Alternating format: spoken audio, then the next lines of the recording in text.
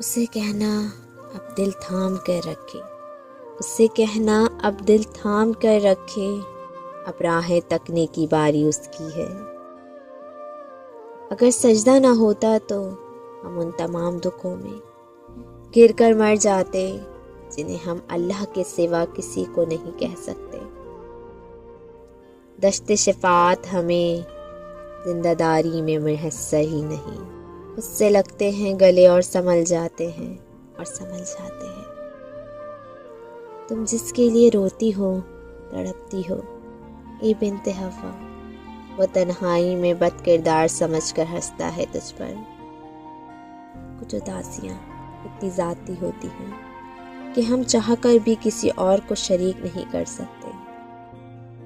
میں کس پر چلاؤں، میں کس کو بتاؤں، پریشان ہوں اور پریشان بھی خود سے۔